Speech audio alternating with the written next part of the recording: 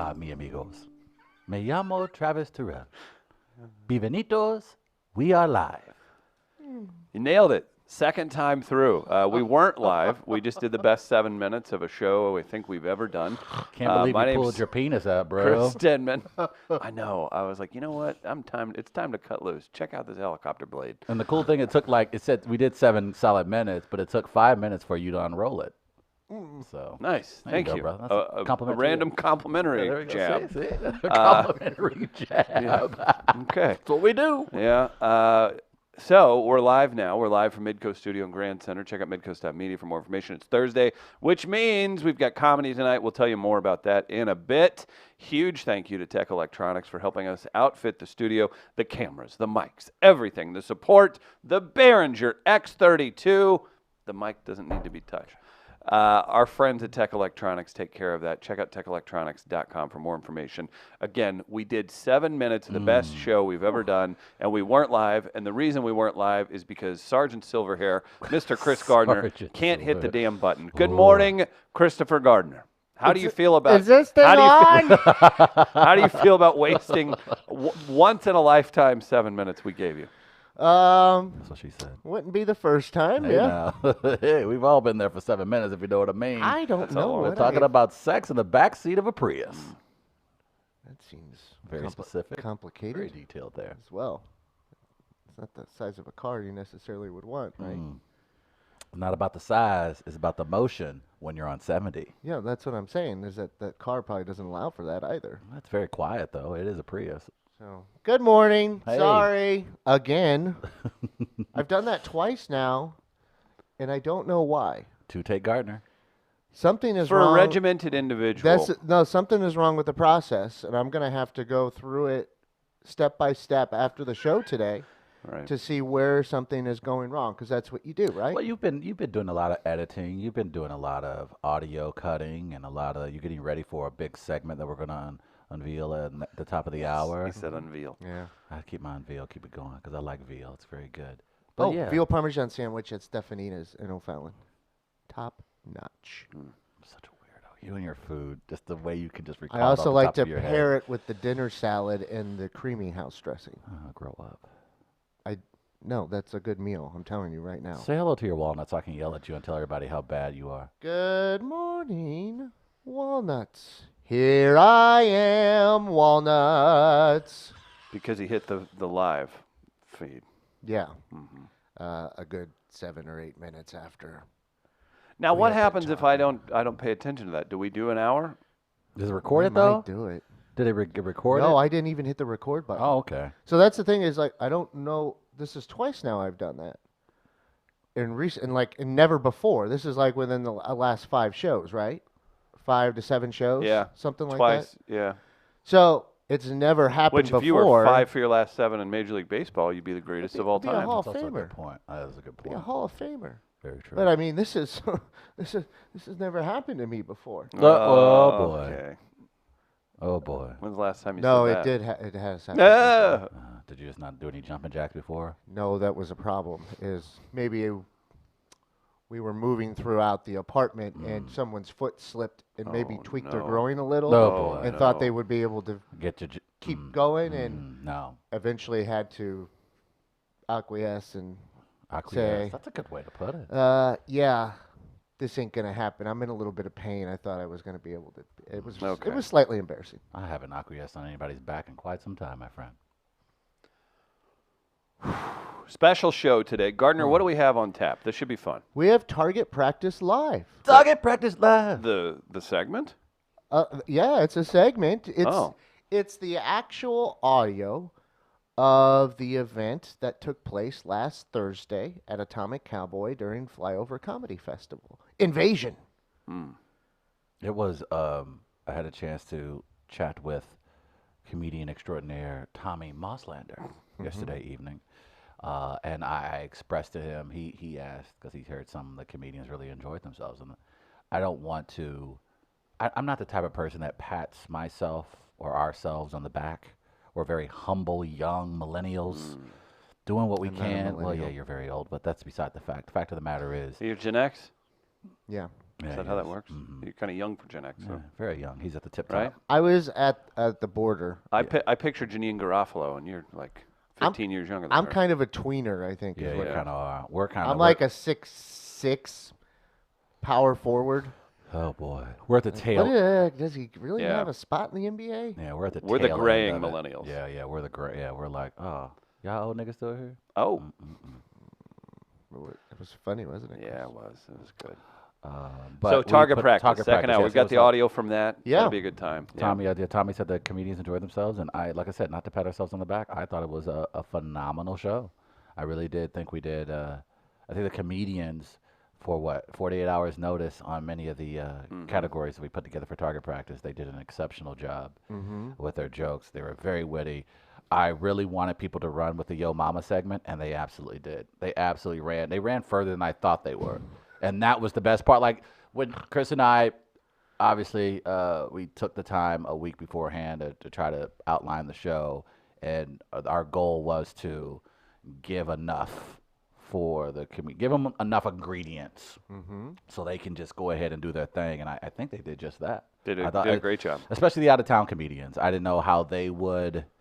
I don't know if they were used to these type of live shows, but they handled it just brilliantly. Ian Edwards, I was with him Saturday, a friend of the show, and we were talking about the show, and he's like, how'd it go? You know, who won and everything. And he was just like, which comic won? And I told him Angela Smith. And he was like, white girl? And I was like, yeah. So he's part of Roast Battle, and he does this at a very high level. And he was like, who was she up against? And I was like, this black dude from Nashville, Brad Sativa. And he, and I don't know if Brad wrote or not. He goes, the black dude didn't write anything, did he? And I go, you know what? I don't know if he did or not, but whatever it was really funny. Because I couldn't tell if he was just off the cuff. And he goes, that's what happens. White folks get in there and write. They get real creative. Black dudes are funny as hell. They just go right off the cuff. That was Ian Edwards. I think his Brad. analysis. And it was funny. I know the final round. Let's invite Ian to the next one to do the post-game show. Absolutely. Absolutely. I like that. I like that. I like that a lot. I think Brad did have written. I think most of his stuff was written though, and I think when we got to Felt the like final some of round, it might have been off the cuff, but that's just a testament to he did a great job, whatever he was doing. and I think towards the end, yeah, because it was literally improv. It was like, all right, you guys have to roast each other. They didn't get a ton of time to, and didn't get time at all, in fact, to actually prepare something beforehand before they met their finalists. Right. And they were pretty strong with what they had or coming up on the spot. I know Angela, I feel like maybe she had some written, but I feel like she came up with some of her stuff. Her couple of last jokes were on the spot. So, but again, that's just a testament to those comedians. But the point of the show is when you've been doing we've been doing stand-up for as long as these guys have, being able to kind of come up and riff like that is kind of part of their DNA. So I had a lot of fun. I look forward to us doing it again here in a couple of months here in the Kranzberg Theater, or in the building, excuse me. Probably do the Dodsack. The Probably. Dodsack, yeah. Okay. Probably, All right. yeah. And we'll do that beginning 2020, and I think it'll be a lot of fun. So we'll play the audio for everybody around the 9 o'clock hour. And You guys had good pacing. Thank you. It was good pace. Had to, yeah. Those things can turn into 2+ hour affairs, and all of a sudden you're thinking of it and you're looking at it, you're like, man, everybody's really funny, but the audience keeps like looking around a little bit. It's kind of like a trivia chop. night. You Yeah. gotta- It is. Like yes. you gotta have a good pace. You gotta have it. That's a very good point. And look, we've had now. This is officially our 4th time we've done it. Yeah. And so I think you get a feel for, okay, certainly. you get, because I think the first time we did it, people enjoyed it. But around the choppy. 90-minute mark, which we got to on our Yeah. first one, that people were getting restless. And so it was our goal to be like, well, we obviously had a time in, time out because it is a festival. First time we did it was a Wednesday and a Thursday, and from Wednesday to Thursday, it went from like, oh, that was a cute comedy thing, to Thursday was like, is that a TV show? Like, it felt like it. And then off Broadway, we had that was a lot of fun because it's a bigger stage, bigger platform, and it's a nice crowd we got for the off Broadway performance. What's so fun that added too, to it. we in the next one we'll do more video and music stuff mixed in, where it will feel more like a TV show. But just for the quick nature of it, at Atomic Cowboy, everything was great. And Flyover set up the stage amazing. Emily, which you'll hear, Emily Hickner's wonderful intro of us. You guys them dudes. Yep. We really enjoyed it. So look forward to that. You guys should check it out. You can hear all the great jokes and stuff. So Yeah, I was talking. Gardner's the only one that heard it. Yeah. Are we gonna be? We're not gonna be embarrassed, are we? No. No, I listened back to the entire thing.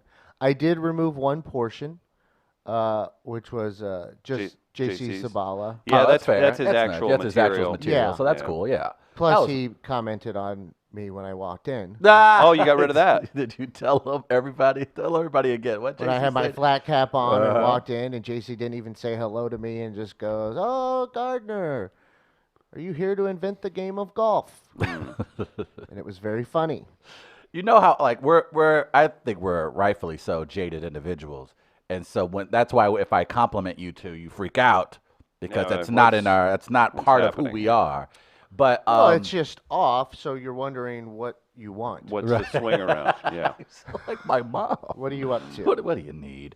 But when we do actually sincerely feel like someone's done something well, it's more appreciated. I feel like because we do give each other shit so much, and I felt good about the performance.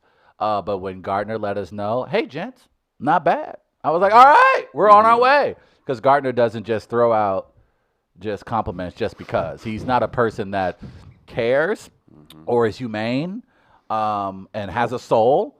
So when he expresses Well, these souls things, aren't real. Here we go. So I mean, I don't have one. Yes. you gotta pick your spots. It's like Gardner just he didn't snap on me today. So I think he's having a good day. Like Travis, he See, wasn't a when I- moody little bitch. He must have got some last night. Like we all know each other's cues. Like we just know. See, like when I snap, I consider it a good day okay, I got my signals because really correct. I interesting. get things out. You don't want to keep it in. No. I know Chris has a good day specifically based off his hair. And look how good it looks today. Looks good. Didn't put too much gel in it today. No gel. That means he has a couple of meetings, but he didn't do gel today because he must have had a successful meeting last night. And At the dairy hold farm? on, let me smell him. I've showered today. No, I'm just saying. I'm just trying to determine if you've had relations. No. Okay. No, Take just- it easy. okay, I think No. it's At the fine. dairy farm? I don't know what happens at a dairy farm. Have you been to a dairy farm? Exactly. You don't know what happens there. He went to a dairy farm He yesterday. did. How was that? It's really good. It's But you're a farm guy. It's good content. No, really well. Good people, and it's for a new podcast that we're launching, and there's a cool partnership that's with the Dairy Association. So it's pretty unique. Yeah. The dairy association. What if we're the Midwest ones? Dairy. What if we're the ones I got a sock to hat, rescue too. the dairy industry? What if it's we are alive? What if God put us on this earth? Let's wait and discuss that another time. Okay, all right. This is me shifting immediately away from anything else you're going to talk about. Say it. I feel like we're the ones who are going to be saved. No, I was waiting for Chris to do that. Yeah. That's how it works. Did they have nice fencing out there? Yeah, it was a cool farm. That would be It was like in a New nice Haven, place Missouri. where I'd like to get just a pose on a fence like Keith Morrison does, like on a wood fence. Oh, nice. You're a little heftier though. You might knock it over if it's not. Yeah, I don't have gotta to watch that. necessarily put all my weight on it. I could Perfect. at least make it look like it, though. If my knees could hold up, Yeah, that would be the key. that could be an issue. Other things happening in St. Louis. Did we get into Mike Schiltz, Manager of the Year, much? A little bit. We did. Yeah, Yeah. we did yesterday. We've got free agent signings happening, all kinds of fun stuff. Do you guys care? Real quick, do you guys care about the general manager meetings anymore? I mean, it's hard to even care about the winter baseball meetings They don't after do last year. anything. Yeah. It used to be a thing for me way Oh, back it's in the day. huge. It used to be huge back in the day for me. Like I would be absolutely obsessed. I remember one time we actually went to Vegas the same weekend that the GM meetings were taking place, and The we were GM or the winter baseball? the winter meetings. I'm sorry, Okay. I went to Vegas the winter meetings. Yeah. And it was very cool because you got all the media around. You see all the baseball team logos. You got a lot of fans around just saying hello. And then, of course, during the winter meetings, that's where a lot of the players used to, of course, come to meet with teams and, etch out their big 8, 10-year, $200 million contract. It's not that anymore. At least it hasn't been the last few years with free agency. And so I think it kind of takes the luster off of it. And I think we've also seen recently in the last few years, a lot of those guys we expected to be available come the free agency time have either re-upped or they drag it all the way out into the last 2-3 weeks before the season begins. So I am not into it anymore, knowing because as a Cardinal fan, I know they're not going to be that team that ultimately makes that huge splash. We've become used to it here. We're knowing that like who's it, Garrett Cole and But they did last year. with Goldschmidt, Yeah. the trade, absolutely. But I think that even then, I think that took a lot of people by, I wouldn't say by surprise. I wasn't surprised. Yeah, I guess you can say that. That They was were the they big were one. going last year. They were going to make a move of some sort. True. And it was going to be significant. It was a matter of what that would be. Mookie Betts keeps getting tossed around this year. That's think not anything a like that'll happen? bad idea at all. Now, I know he has 1 year left on his deal, and that might scare them away a little bit after. It could be a little gun shy after the Jason Hayward situation. Fair enough. But you definitely that was can't- also, that was pretty unique. Right. And why you were even making that deal with a player passing away. Right. So that was maybe a little different. But, I mean, Mookie Betts is something. How old is Mookie Betts? I think he's around 27. I mean, so he's at a nice age. Oh wow, he is. Now, the thing is, you would give up a lot to even get him for just the 1 year. So, Yeah, and that you definitely can't isn't overlook. worth it. I No. mean, It's one of those guys I would wait for if he's there in free agency at the end of 2020. it's just He's that gonna want a that long- hasn't been the way they've gone, it seems. No. 4-time All-Star, World Series champion, AL MVP, 3-time Silver Slugger, 4-time Gold Glover, and he's only 27. Good God. That's Because crazy. Marcelo Ozuna looks like he'll reject the qualifying offers. saw that. Are the reports. Makes sense. And he's got some other people sniffing around him. Like I think Derek Gould of the Post said the Reds. I think the White Sox are In that another one. ballpark, Ozuna could go for Yeah. 40, 45 easily. It's not. And you're an NBA fan, Travis. Like by now, half the NBA would be signed. If it was off season, Yeah. Right. And it's an event. Like yeah. it goes. Yeah, but I think, and I don't know the details of most of the CBA from Major League you know Baseball, what? but with the NBA CBA is pretty player friendly, so they know they're going to get taken care of. Here you go. Baseball has a pace of game issue. Mm-hmm. They also have a pace of off season They issue. do. So pace of game, pace of off season seems to be stymieing the interest, maybe somewhat. It hasn't really. I mean, I'm interested no matter what. Right. It's just you adapt. I don't know. I think one thing that makes the NBA, I think, fun for fans when it comes to the off season, like it's all the rules of how off season plays out are fairly clear to understand. Like like right now, I know Anthony Davis at the end of this season, the team that can offer him the max are the Los Angeles Lakers. Now he can take a deal anywhere else in the NBA. But I know for a fact that no team can ever outbid the Lakers because the way the CBA is designed is to try to keep players in a city that the team signed them to. And so knowing that, for the fans, it kind of makes the pieces moving around the board a little bit easier to understand. I don't know if that's the case with Major League Baseball. I think we like the mystery team. That is baseball. Baseball will always be the only league with the mystery You team. just reminded me. I got to get I normally put a Cardinals hot stove season bingo card out. Right. I got to come up with important. those phrases Yeah. to put that out. Oh, that's very true. It is about that time. I have a phrase for you. Oh boy. Our friends at St. Louis Counseling Services, here to help. stlouiscounseling.org for more information. Check out the podcast Mental Health Matters, wherever you get your podcast. I recommend just going to their website, stlouiscounseling.org. You can see all their capabilities. If you're an individual or if you're in charge of a school, a business, or know someone that needs counseling in the St. Louis area, send them a little message. Tell them to hit up St. Louis Counseling today. Gardner. I had some segment ideas. Oh, Okay. please. Actually, I don't know that they're really good ideas. But at the local watering hole last night, I was talking to Okay. two friends. They're a bit older, Okay. and one of them has always bugged me about coming on the show. But I have This is covered in our first 7 minutes that we did for rehearsal. it was. So let's see if we can repeat. Peek behind the curtain. I had told him before. I'm like, look, I'd have to blur your face out we'd have to change your voice to protect your identity because of the position you hold and Right.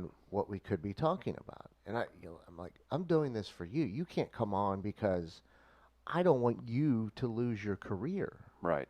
So let me think about you. But he really wants to do something, and so he likes to just spout off things at times, That'll happen. which is enjoyable because then it allows a thought shower to happen. So I was telling him, I go, man, we could probably tie in like that internet phenomenon phrase, "Okay, boomer," with you because you just like to complain about shit, and you're all, and because what got me thinking it is he was complaining about something, and then he just goes, and another thing. Oh no. I don't like it when someone parks their cart on one side of their car and then goes to the other side when I'm trying. So it's just these old man type deals. Jesus. But he kept going, and another thing. And I'm like, oh, there's your segment. And another thing. And another thing. I go, you sound like a cross between Paul Harvey and Larry King right now. You're just like, old man, I don't like to wear hats. And just stuff like that. We could just name regular things and then wait for him. And Yeah. another thing. Like And he another has to- thing. And if he can do it, I'll judge. Travis can throw out the topic. And if he can make it to 10, then he gets, what do we think? Maybe Donut like holes. a I really bottle of love donut Ensure. holes or that too. Yeah, something Yeah. like that. But then I said, so we could all go in unison, like after he gets done with his little rants each time. We just go, okay, boomer. Yeah. And then that's our retort. And then, look, there's a segment. And the other one that was talked about was our mutual friend, Hockey Larry, was sitting there. And as our friend was saying stuff, he at one point just goes, yeah, that's not necessarily true. And I go, oh, there's another segment. Yeah, That's there it not is. necessarily true. So I go, guys, this is how you make shows. You just sit around and stupid shit happens, and then you turn them into segments, and next thing you know, it's a show. And That's next thing all you know, it you're is. performing at Flyover Comedy Festival. That's all it is. Yes. So I kind of let them know that this is exactly Quite how good. it happens. So maybe there's some potential there for those two at some point, but either with that's not necessarily true, or and another thing. I'm a fan. I'm going to say content is key. And that's good content. What do you think normally takes? Is it just experience, getting older, to be that person that complains like that? Because I have my Experience helps most certainly. I have my moments, but my moments like because I had a rant, not necessarily Because similar you're to becoming that. an old black man. I have, but but I'm trying to centralize my rants. Like I'm trying to just find Here, give him the camera. a couple things to rant. Only thing I rant about is like winter now. I can't stand winter. You want to go to the camera? Go ahead. Okay, all right. Listen here, winter. You winter bitch. Stop being cold. Stop being windy. All right? You know what I can't stand? When the wind's blowing and it's cold and my bones start to shiver. I don't like that weather. And that's how I feel about that. So how's that? Would that be a good? Oh, was that bad that he up and left? Yeah, I'll see you. What the hell? Oh. You gotten up out of What would you have done if I just left? probably been 30 minutes of NBA talk with myself. I might do that one day to you. I We just might gotta- do that to you. And I Just leave it I streaming. just sit up here and just me just ranting on about the NBA. We'll go into the lobby and just All watch t- you on the big all television. 2 views. And the 2 views will be my Facebook feed being open and Chris leaving his open. Yeah. That'll be the only Sound 2 will views. get to you. You Sound won't will have say to turn it off. Like, then I close it. Now I'm down to 1 view. Yeah. You have an anxiety attack?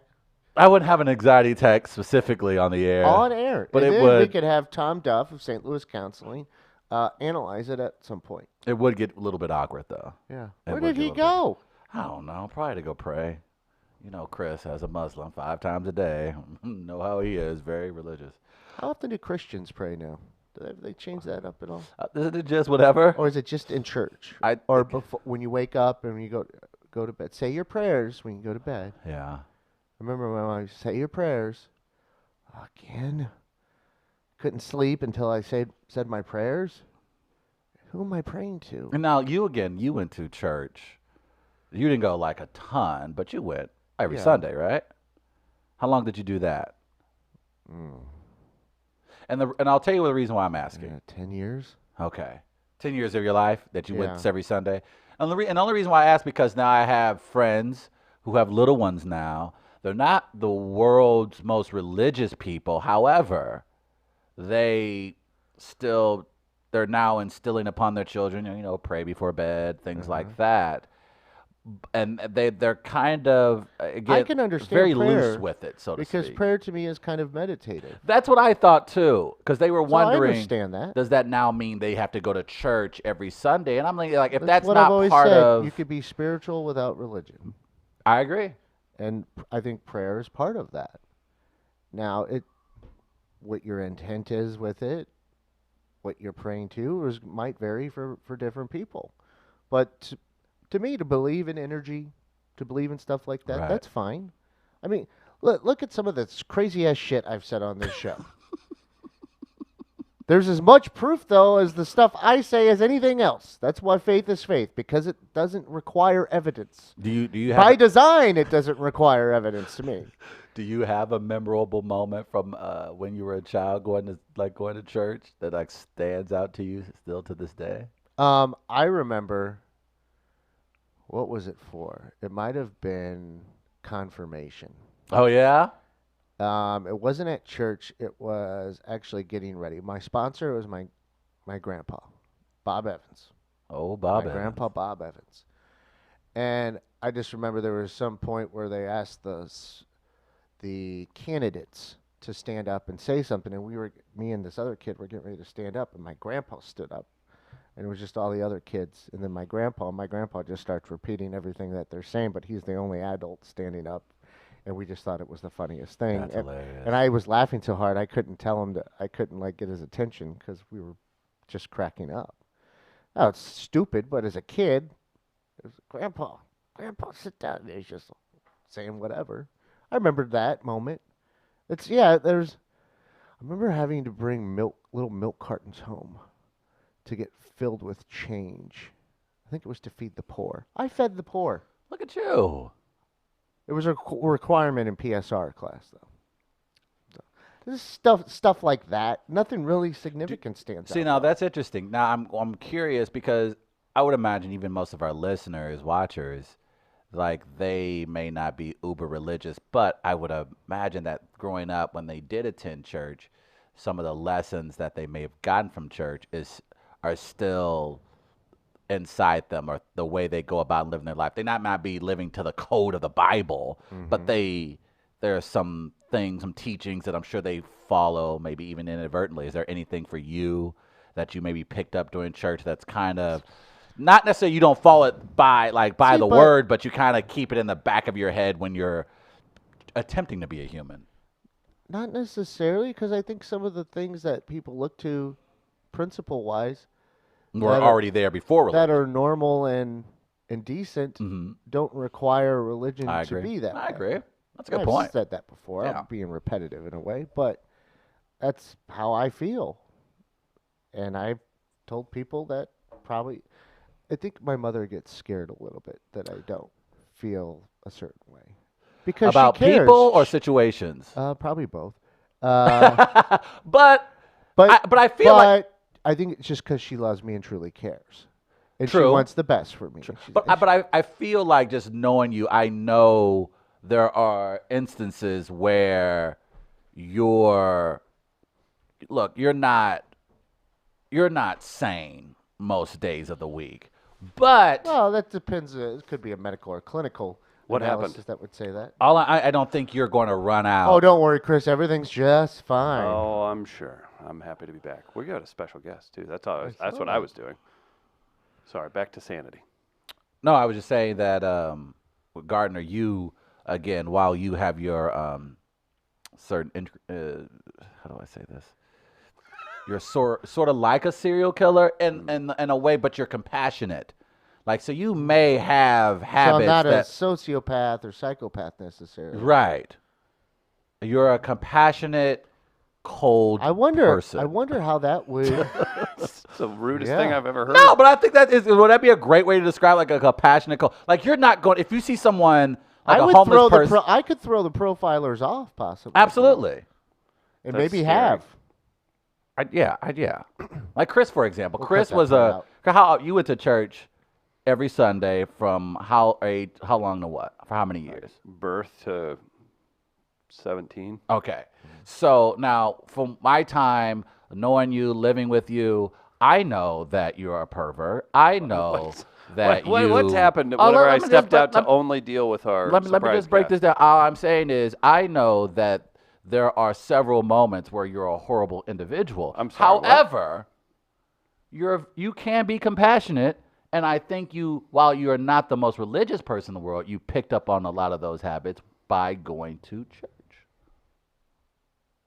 I don't think you would have had some I'm of those without values words. without going to church. don't That's think- my point. I'm curious if people pick up a lot of these values that remain with them because of their time of going to church as a child. Yeah, the only way to do that is to do a test case where you don't do it. Like you would have, Okay. hey, here's someone who's not, Right. then how do they end up? You'd have to do studies like that, Okay. which I'm sure there might be out there. Like me, on the other hand, like very well adjusted. Let's see how well you adjust to considerate. this. Gateway Powder Coating. You heard of them? GPC. GatewayPowderCoat.com for more information. Travis, Yeah. they're always running specials. Are they now? They're always taking care of their customers. on. GatewayPowderCoat.com. They're out in O'Fallon. You can find all the information you need on the website. Okay. If you have anything metal that needs powder coated, take it to them. You know why? Why, Chris? We don't work with the number 2 resource for powder coating in the Midwest. You know why? Because that's shit. That's right. And they are the shit. They're GPC. number 1. That's right. Gateway Powder Coating, number 1 resource for powder coating in the Midwest. Huge fan of Mark, Alex, and the gang out at Gateway Powder Coating. They've been supporting us for a little while now, so you need to make sure you take your work to them. That's GatewayPowderCoat.com for more information. Oh, man. All right, boys and girls. What do you got? A big weekend coming up, specifically for one, Colin Kaepernick. Oh, boy. I don't know if you heard the word, but Colin Kaepernick will have an opportunity to show NFL teams he's still in the prime shape for a return to the league. According to Adam Schefter, the league will hold a private Kaepernick workout on Saturday that includes on-field work and an interview in Atlanta. Every club is invited to attend, though no team. The list of teams who will be in attendance is not being made available not only to so the public weird. but also to Kaepernick. Kaepernick doesn't know who's going to be showing up. Yeah, it's a weird setup. It's a very odd setup. Every club is Publicity invited to stunt? attend. It feels like it. That aspect of it feels like it's now a publicity stunt because why would you not let him know, the person who's going to be in the workout, who's going to be in attendance? What's the reason for not letting him know? I don't know, because the stuff I had read too is that they had preferred the workout to be conducted on a Tuesday when most are.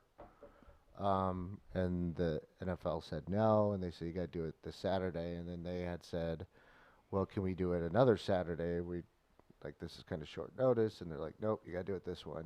So I don't know. Was this a Michael Sam situation where somebody from the like league it. office makes that call and they go, draft him? Here's what the NFL does. NFL thinks they can control every minute of what happens in their league. Kinda and when do. they attempt to do that, they end up stepping on their own toes in the process. Yeah. So why don't they just let Kaepernick work out, tell him the teams that are showing up. If he sucks, he sucks. No one signs him. If he's good, then sign him. Why does the league always make something that's so simple? It's a league based on talent. I like watching that, though, because I despise the NFL. I agree. So when they fuck up, I enjoy it quite a bit. The NFL, when they attempt to control the narrative, they fall on their face every damn time. Sometimes you just gotta let things Plus, a go. lot of their narratives are boring. And stupid. Like their actual game stuff they try to force at you is just like, oh, jeez. I will say I don't keep up with the NFL since they what they did with the Rams and everything, but I do still see Twitter and everything else. It's hard. It's all around you. It's hard not- If your argument would be, and listen, people are, you're allowed to. They're allowed to think whatever they want. If they think he's a distraction, that's fine. But please don't tell me that whatever is Brian Hoyer still in the league. Yes, he is, Like, actually. when you have guys like that throwing up like a -7 QB rating, and you're like, well, I just don't know if the guy who went to a Super Right. Bowl and can hack it. Like, no, that's not true. Chase Daniel has been a quarterback for 10 years in the league. He's had one of the best jobs. Oh my gosh. Damn. Yeah, but my point is just like, that's fine. You don't even need to tell us your true intentions. Just please don't tell me the guy's not athletically inclined or capable enough to be a second option on your quarterback. In your depth chart, like really, it's a very just. I think some of the guys that get trotted out are just. At the NFL from jump, they've handled this like shit. We all know that. We've talked about that ad nauseum on this show. I don't understand. Workouts take place on Tuesday. It's a disadvantage to Kaepernick because a lot of teams are going to be traveling on Saturday because they have games on Sunday. So even some of their better scouts won't be able to attend this workout. So it's like you're doing everything you can to set this up for him to lose. And I'm trying to understand why the NFL just keeps putting salt on that wound. Like, why is that necessary? Like, I know there are people who are capable. I stopped saying smart people that work at the headquarters of the NFL. But I know there are capable individuals. I don't understand why this has been the most complicated issue, along with concussions, for this league over the last 5 to 7 years. It's the weirdest thing to watch unfold. And all you have to do, it's a talent-based league. It's a result-oriented league. Yeah, if he can play, he plays. That's with everyone. No one gets special treatment because of their social issues or how they feel politically. Can you throw the ball? Can you catch it? Yeah, that's the why league. so many people enjoy football because it doesn't matter if your daddy's someone. Right. It's like, this is the results, baby. Like, this is you're good or you're not. Richie Incognito's still playing, right? Still playing. Both the brothers have been out there. Is he a distraction at times? Look, in the off-season, he went to a funeral home where his father's body was and was upset because they wouldn't cut off the head so he could have it cryogenically frozen and threatened to beat people up in a funeral home. So, yeah. I think Kaepernick's not going to be a distraction. Or at least then you don't understand distractions and maybe get your own fucking life together. And then the distraction thing is so bullshit. I watched Dante Stallworth murder a guy because he was drunk and high, hit him on an off-ramp, and the following season he was playing football again. So don't give me the distraction bullshit because that doesn't. DWI after killing someone. Literally, DWI got a DWI, killed someone in the offseason, and played the next season. I think he missed 4 games. Now maybe people would say, well, those weren't necessarily distractions to the people. But the NFL will claim moral high ground on stuff. They should, and obviously they shouldn't. Now, if you're saying certain things aren't distractions, certain things are, well then maybe I would tell you to take stock in your life then at that point. And I think not only that, I do it every day, and it's not pleasant. You're a weird guy. I'll admit that. But you have a guy like Eric Reid currently playing for the Carolina Panthers who also stood side by side with Colin Kaepernick. Eric Reid has been one of the top safeties in the league for the last 2 seasons since he's been brought on with the Panthers. And I haven't realized if he was a distraction for the Panthers. So I wish the league would just get out of their own way. And we say this a lot about the league when it comes to a lot of things that they do. But just simply get out of the way. If Kaepernick comes out and he misses every damn target and throws everything short. Sure. And look, you can now say we gave him every opportunity possible. They literally told Kaepernick about this workout on Tuesday.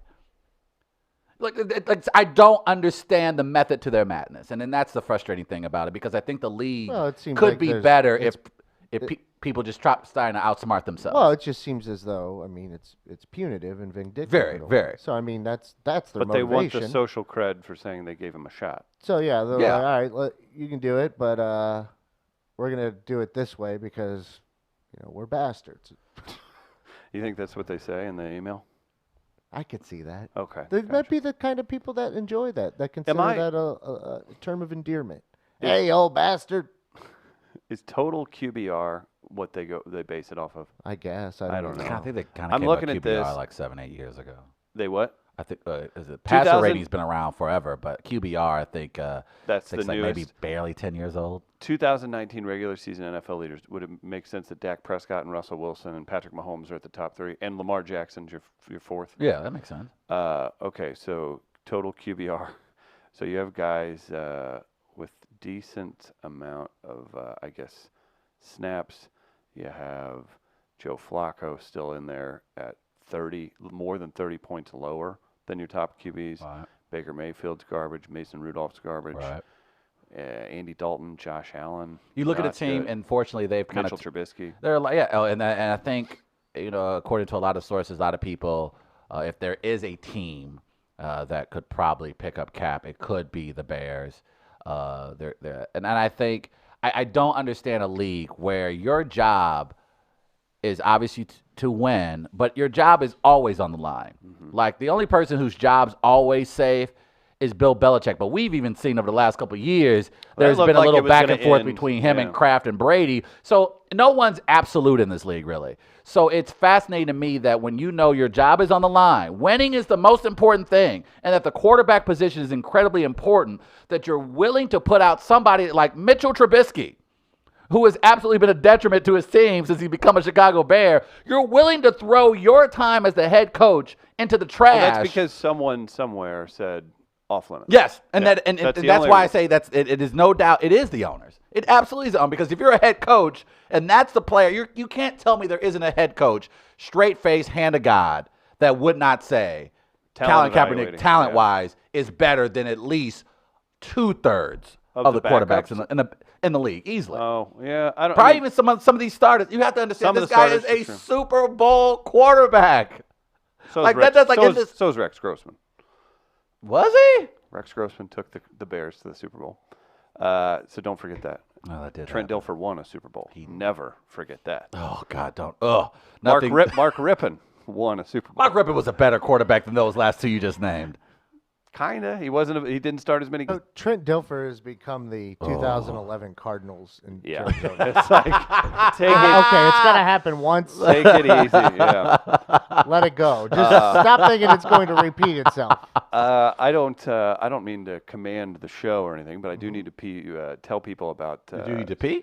I'm good. Oh, on okay. that. I do need to tell people about Sophie's tonight. Our friends Bobby Jaycox, Brandon Judd, Matt Barnes, our bud. Who else is on this? Brandon Judd, Matt Barnes, Max Price, who was on yesterday, and our friend Bobby Jaycox going to headline. That's Happiest Hour at Sophie's. Travis, when do drink specials start? Drink special start at 4, Chris. 4 p.m. But 6 because p.m. it gets start dark for- early, Oh yeah. Travis is gonna get the party started at 3:25. Oh no. That's not a thing. I shouldn't do Okay, that too yeah. early in the day. So Happiest Hour is tonight. We've got our headliner, Bobby Jaycox. We have specials thanks to Jack Daniels and Schlafly. That's right. Come by, have some happy hour drinks, enjoy the show with us. That's at 6 p.m. It'll be an hour and a half at most hanging out. And just come enjoy yourself in Grand Center in the Zach building Chris, at you didn't tell me, 3224 Locust. You didn't tell me George Clooney was gonna stop by today. The man, the myth, the legend, Chris Manso. He's got Snappy Bigman coffee. He keeps us caffeinated. He made a delivery this morning, so I said, come in here. And that's why I was gone for a second earlier. I had to grab Chris and nothing else. There's nothing else going on. Mr. Manso, good to see you, buddy. Good to see you guys. Man, what do you have for us? What's going on? Is This is our new one, the Guatemalan Antigua Estate. May I? Oh, Yes. okay. Can you kindly tell us what's going on in this bag? Goodness, just plain goodness. Caffeine and goodness. Oh, my gosh. No, it's one of our new single origins we're going to introduce next week. So I thought I'd bring it by and let you guys try it first. Oh, nice. That's And fantastic. if you're okay next week, we'll bring it out to the public after that. Oh, wow. We'll give you our Like, word if you yeah. can move forward later today. Snappy Bigman fuels our office. Oh, like man. the only way So work good. gets done is because of your coffee. So thank you so much. Oh, no, my pleasure. And it's absolutely delicious.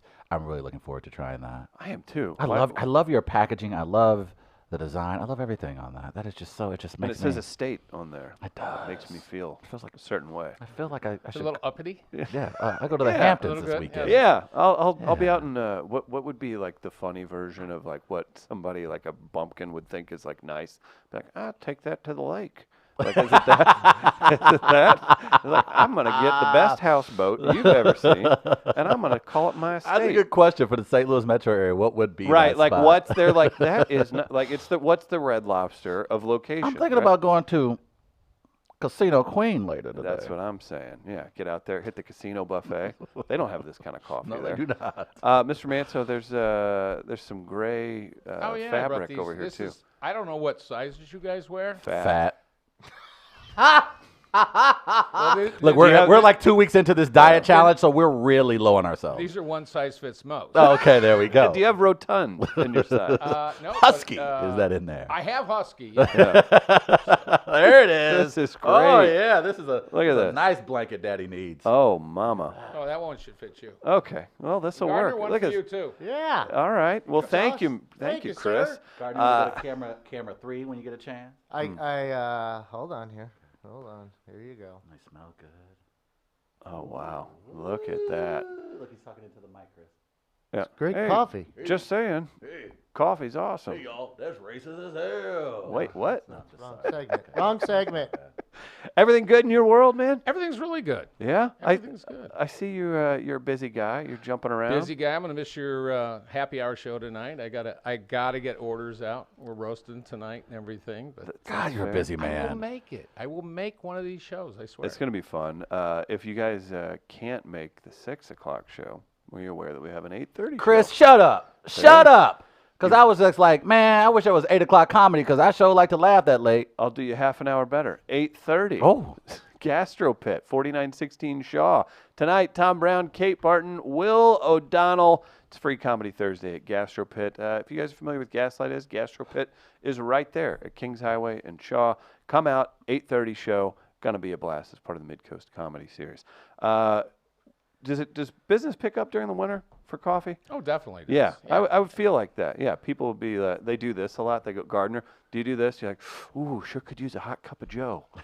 It's kind of one of those things. Well, yeah, I'm constantly because I will drink coffee till 10 o'clock at night some days. Do you really? Yeah, Me too. and then I Same. Is it I soothing can go to you? bed still. Too. Is I'm fine. honestly, for me, it is like it's I don't know, it just keeps me just focused on what I need to do, and sometimes like I can't get settled unless I have coffee, if that makes any sense. So yeah, I'm with you on that one. I'm definitely a guy that drinks coffee. And I might not go 7, full 8, on 9. cups later in the day, Right. but like I might do like a half a cup Yep. or just a quarter cup, just something like that. But I mean, I use it throughout the day, and Well, it's a cigarette. fan of aid the for you, too. Havana. Of the Havana. Okay. fan of the Havana. So, yeah, look, Oh, look, he it's been a just long went up a time. notch. I tell you what, it's been a long time since I've been down to Cuba, Chris. Oh, you been to Cuba? Yeah, I think it was around 78, 79. Me and Okay. an old girl, we went down there for our honeymoon. And Really? Yeah, it was after I got out of, I used to be in the war, No. Which there was war? no the war. one that MASH was about. Okay. So Not even. after That's the wrong that- location. You're an extra Okay. on MASH, is what you're saying. Oh, Okay. That's what it was. Have you been to Cuba? No, I have not No. been to Cuba. Interesting. You have been to other cigar. Nicaragua, Honduras. Yeah, A Nicaragua, lot. Honduras. Yeah, there have been revolutions in both those Yes. areas. Always fun when you go there. And it's always because of the coffee. Yes. That's specifically why these people fight for the coffee, and that's why we appreciate it. Do you think we need to go to Cuba if we were to put it on our checklist of Well, you places to can't. State Department won't let you. go? Eventually. No, they'll let you. I'll Yeah. let you again. Yeah. Oh, y'all got the hookup like that? Must be nice. Well, they just went. I mean, Yeah, everybody's baseball doing reporters go. Oh yeah. it. Yeah. They used to have there used to be a minor league team in Havana, actually. Oh, really? Years ago, called the Sugar Kings. Do you have The to get Havana like? Sugar Kings. And actually, if you look up some of their logos online, Pretty sweet. smoking, Yeah. like fantastic. Okay. Like I would love to see my friend Bob Ramsey, the voice of the Billikens, and I have talked about this before. We would love to see a Major League Baseball team in Havana. I mean, it makes more sense than. We're basically moving the Tampa Bay Rays to Havana. Ah, that would be pretty and smart. we were going to call them the Havana Sugar Kings and go with the old uniforms. Okay, now that's and this was dope. going to be the theory being this is a way to start bridging, taking politics out of it, and Yeah, a I way like to bridge that. communication between the countries and stuff Havana like that. Sugar you Kings, though. imagine- And Dope look, ass name. look at old pictures of Havana and what it looked like and what it was, and think of like old Las Vegas. And it's like it's stunning. Some of the architecture there is just the pictures you see, the old churches especially. It's stunning of what it has been in the past, and so you want to make a rebirth. So here's a way to possibly do that. We've got it working. So wait. So I think also Carnival Cruise Lines would be all over this. You take the Miami ship down, catch a ball game, the Sugar Kings. Oh, I like your And thinking. you know what? Look at There's you not- guys. I can just imagine a morning me sitting on a patio, Probably a won't be a small cigarette involved. balcony Mm-hmm. of a hotel Yeah. overlooking old Havana itself, while sipping that Havana coffee from Snappy Bigman. Look at that. You set the He's a commercial storyteller, for you. isn't he? Already Right got the in there, commercial. doesn't he? He's good. That's why it's one of the best. One of the best. Yeah, he'll get there someday. Anything we need to know about the situation? It's always fun to just kind of see people around the St. Louis area that are on entrepreneurial, literally adventures, and kind of what affects things, what works, what doesn't. You're a guy who loves what you do, and it's always fun to watch everything kind of move forward.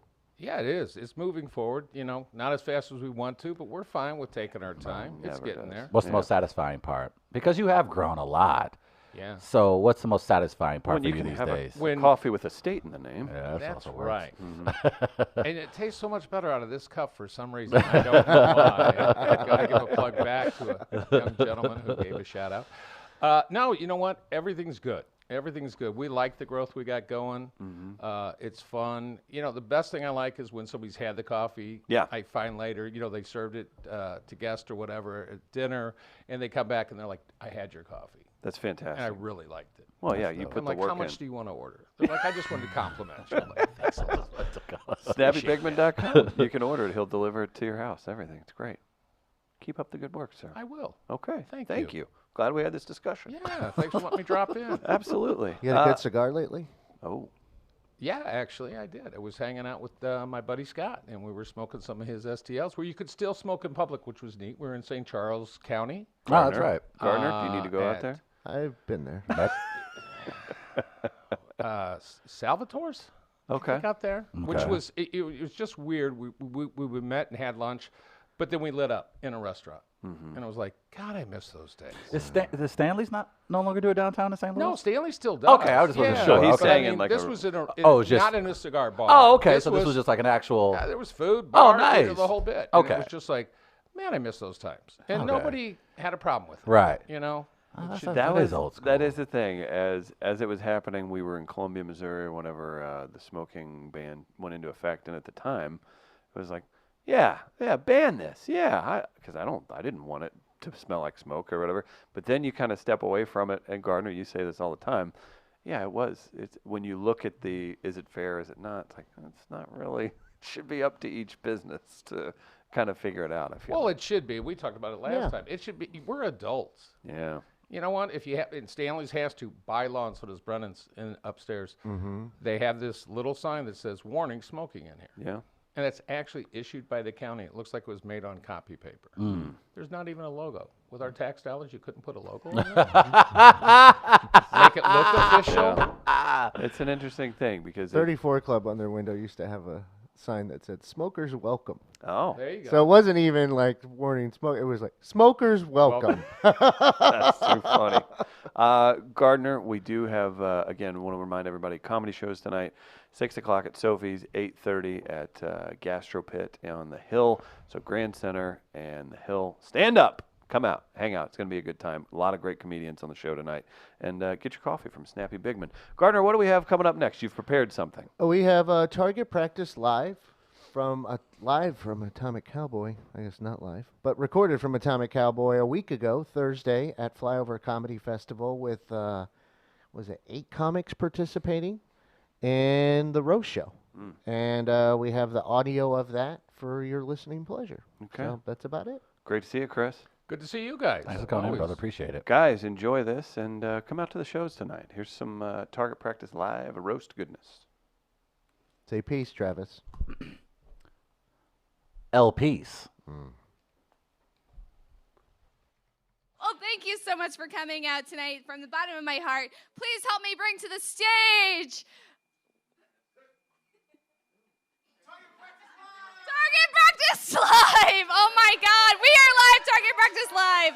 Oh my God. Thank you so much, Emily Hickner. Give it up for Emily Hickner. She mistook Travis for a different black dude earlier behind the stage, so she's got a lot to come through. This is bad. And Travis and I, as interracial couples, generally have to go through. We did leave radio. We're now podcasting. Yes. We're coming out as poor to our parents. Yes. We're so excited. This is so exciting. Guys, this is Flyover Comedy Festival. This is good. Give it up for us. This is good. You Kinda are quiet. This is like Chris Denman. I'm Chris Denman. This is Travis Terrell. We've got some cool stuff to talk about. Are you high? No.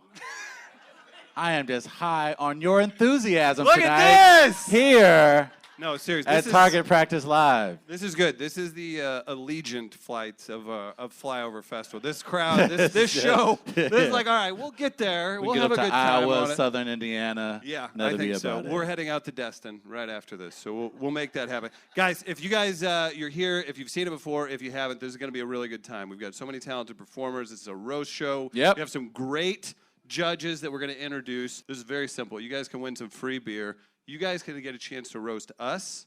You paying attention? And you can be as racist as you want. Please do. Do it. Get it out. No. The Election N-word season makes- coming up. Get it out your system now. Get a little warm up. That's all right. N-word makes things 30% funnier. There's Do no not doubt about it. forget that. Yes. Don't forget that. Just put your employer on there as well. Get it to my black Twitter Your representatives. Stormfront handle name. Very, very quickly. I'm going to hand out some cards. You guys can roast us in the style of Travis looks like and Chris looks like. All you got to do is write it down. We'll give away a free prize. It'll be a good time. Travis, this is a roast competition. There are rules. There are judges. So I want to bring up some judges. Is that all right with you? All right, let's bring them on out. Who do we have? These are esteemed folks from right here in the St. Louis area. Your first judge writes for the Riverfront Times. You guys ever heard of that? Give it up for the Riverfront Times. His name is Daniel Hill. Make some noise. Where's old Daniel? Come on up, side stage, Daniel. Come on up. We're going to have Daniel sit back here. He can say hello to everybody. This guy recently, for an article, did an all-you-can-drink bar and then wrote about it, man. Good to see you. Grab a mic, say hello real quick. Daniel, what compelled you to drink every drink in the bar on Cherokee that I guess has gotten some notice in the New York Times now, too? Alcoholism. That's hilarious. Addiction. I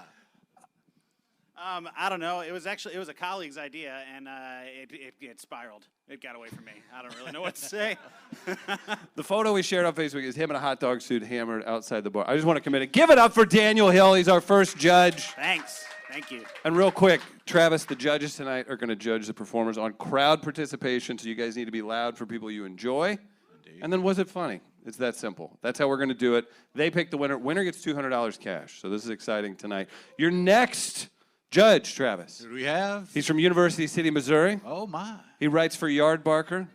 He's from Straight Outta Low Cash in this scenario. His name is Matt Whitener. Give it up. He used to be one of 3 black dudes at an AM radio station. Good for Matt Whitener. Come on up here, Matt Whitener. Where are you? Look at this. Guys, keep it going. Yes. Matt's pumped to be here. It's not Yes, a... yeah. man. Come on up. Sit down. That's Let's what he see what gets you from got. being from Look U at City. this. Oh, man. Matching shoes and coat. He's looking good tonight. Well, how the hell do I follow that story? That's out in a hot dog suit, and I'm just hearing this. I look like a hot dog. Well, thank you. Matt did I'm keeping the black radio quota down. Yes. Matt did a radio show with Cam Jansen, former enforcer for the St. Louis Blues. Did you pick anything up from Cam working with him for so long? Oh, just all the things not to do. Okay, that makes sense. Your final judge is a hip-hop legend in these parts. He just headlined Grove Fest. His name is Scrub. Give it up for Scrub, everybody. Did we lose him? Scrub's here, baby. dressed Look for the at it. part. Oh, my gosh. So fancy. Guys, again, you're going to be judging people. If you want to have a seat next to Matt Whitener on crowd participation, and then was it funny? Let's get into it. Scrub, how are you, man? I'm great. You good? Yep, I'm here to drink. There you go. This he came to drink with the legend Daniel Hill. All right, guys, before we get too far into it, you've got some great performers tonight. We've got rules, Travis. We do have rules. Now, first and foremost, Chris, what is target practice? You're probably wondering. What is target practice? Hey, how's it work? Target practice, if you are Let's see if he knows. This should actually be pretty good. Target practice is when you're a white teenager and a woman rejects you. Nice. No? That's good. That's No? good. That's how I grew up. That's how I grew up. yeah. Okay, gotcha. Look, the Joker was great in the box office. I thought I could do that joke. I related so much. I thought the timing would have been right. All right. So the first round, you've got comics. We've got comics from out of town, from here in Right. St. Louis. We've got 3 segments. It's very simple. It's very fun. We've got 3 segments. Trending, Yo Mama, Right. No, and pot roast. And pot Trending, we've got some popular topics from the last year that they're going to roast. They can incorporate it however they want. Yo Mama, I'm not familiar with you. Yo Mama. Yeah, How does that Yo work? Mama, we put a little bit of a twist on it this time. Instead of you roasting the opponent's mother, you must roast your own mother. Oh, God. Yeah, that's so we'll It's see going how to be that plays bad. out. This could get rough. And then pot roast, we have weed-themed figures for these people to roast. So this should be a really good Should time. be a good time. Should we You go ahead and excited, bring 'em up? Travis? Let's go ahead and bring Are 'em you up. guys excited? We're going to bring out our first two Here we go. contestants. Judges are paying close attention. We're going to pop back here. Your contestants are going to come out here. First up, from right here in St. Louis, Missouri, she performs throughout the Midwest. Her name is Angela Smith. Give it up, everybody.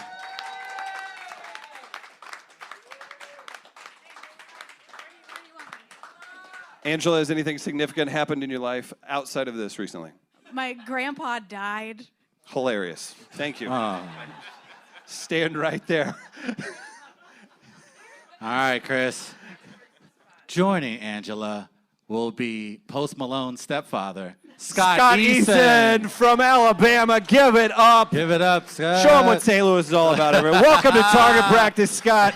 So, Scott. He's in his case game. So here's where we're going to go. We're going to go back here. We're going to call it out. They've got topics to hit. This is Angela's mic. That's Scott's. Everybody's going to be nice. Cheer if you think it's funny. Have a good time, guys. We're going to pop back here and get this thing going. Good luck, everybody. Angela, you're up first. Great. The first topic for trending in the first round for each, Popeye's chicken sandwich. Angela, you're up. Popeye's chicken sandwich. I'm a lot like the Popeye's chicken sandwich. Not worth the hype, but black guys still line up around the block for me. Boom. Travis? Scott, I feel there's gonna be a lot of black jokes. I feel there's gonna be a lot of black jokes. People are waiting over 2 hours to get one of these sandwiches, which is coincidentally longer than they've ever visited with their biological children. So. Fuck you. Back to Angela. Hey, what's the difference between a Popeye's chicken sandwich and a Chick-fil-A chicken sandwich? You can get a Chick-fil-A sandwich in heaven.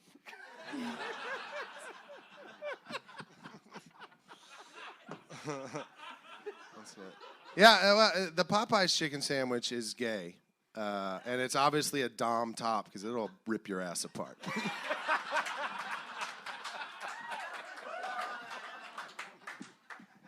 Angela.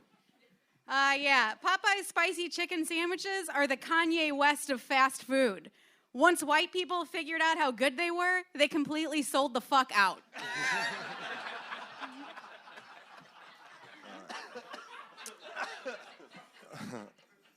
All right. Popeye's chicken sandwich is a lot like Angela's pussy. You wait too long to get it, you realize it's not that good, it's kind of fatty, and it tastes like pickles.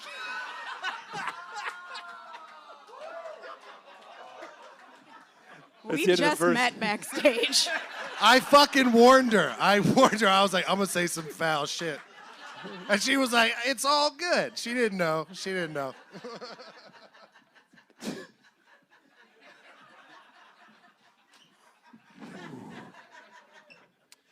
Okay, next up, Travis, I believe it's Yo Mama with the twist, correct? It is, guys. We're going to have them make fun of their own mom. Scott, yours, sir. My mom won't suck a dick, but she'll hold it in her mouth till it goes soft.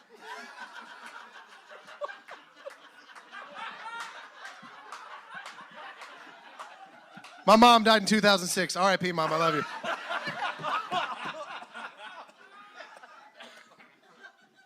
Angela. I killed Angela's grandfather, too. Hey, make some noise for his mom. It's real. Yeah, you're going to have to be louder than that. She's dead. My mom's so racist. She boycotted country radio for playing Keith Urban.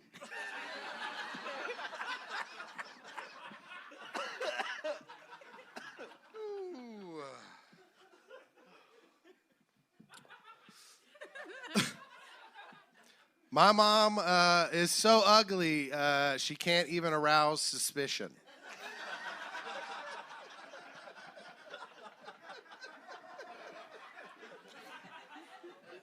My mom is so racist. She doesn't like anything in her coffee but refuses to order it black.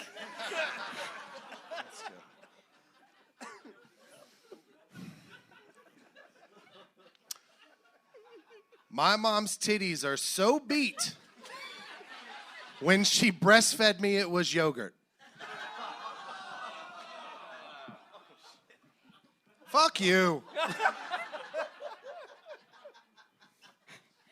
My mom's so racist. She really is.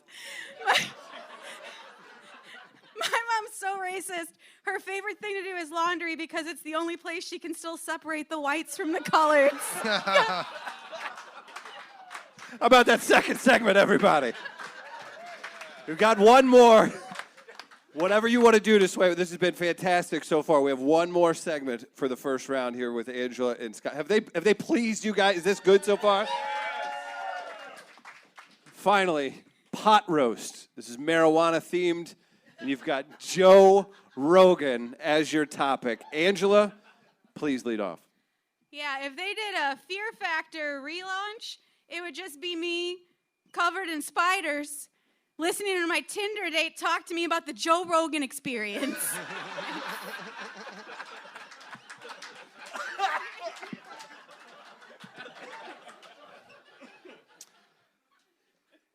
Joe Rogan is such an asshole.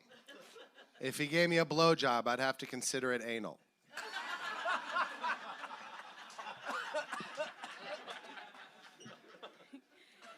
Joe Rogan hosted a show called Joe Rogan Questions Everything, where he tries to find evidence for things he's never seen in person, like UFOs, Bigfoot, and the female orgasm.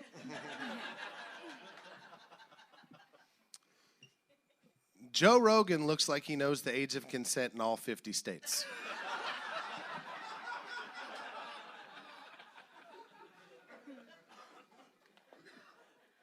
I think we can all agree that Joe Rogan proved that as long as you book the right guests on your show, you don't have to be all that funny or talented to have a successful podcast.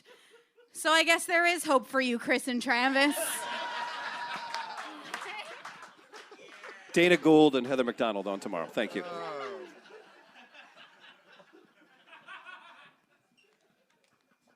Joe Rogan looks like he kills animals just to feel something.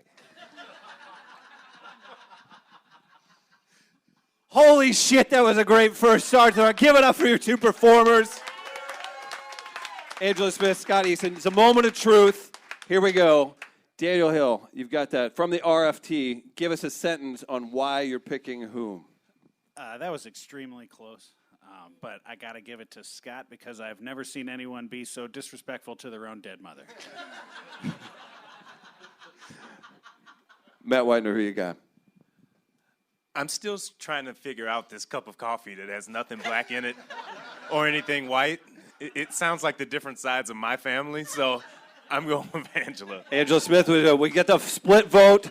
The winning vote goes to Scrub. Who you got and why? Well, I got to say that it was extremely close, but due to Scott making me squirm for the wrong reasons just twice, I'm going to go with Angela. Angela Smith wins the first round. Give it up for Scott Eason. Angela advanced on the second. Great job, Scott. Wonderful job. Keep going. In the second round, you'll see Angela again. Guys, holy cow, what a great start to the show. Are you kidding? That was fantastic. Travis, you ready for this next one? Let's get started. Let's do it. Guys, your next performers. Who's that? Who you got? I have every alt-white Twitter's avatar, Chris Sear.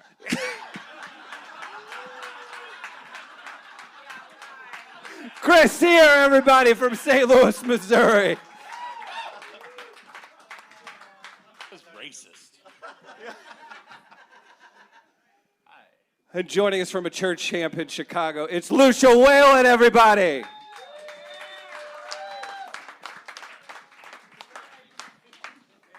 All right. right, so here's how this works. We're going to go through this again. They've got 3 different segments. Lucia, how are you? Is this good? This is a good trip to St. Louis? Yeah. I got pulled over for speeding, 93. And he just gave me a verbal warning because I'm beautiful.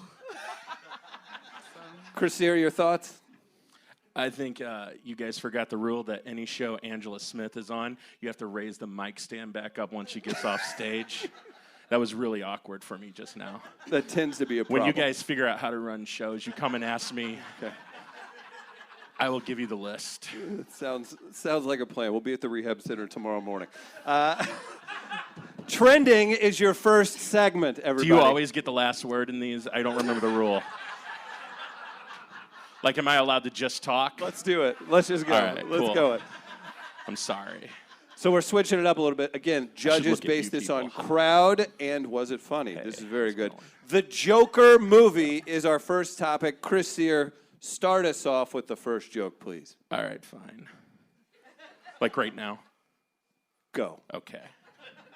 The Joker is about a mentally unstable man whose father didn't love him and no one in their right mind would fuck, who goes on to become a leader to people who know nothing about politics and will follow any psychopath who appeals to them on the basis level because they feel ignored by the society around them.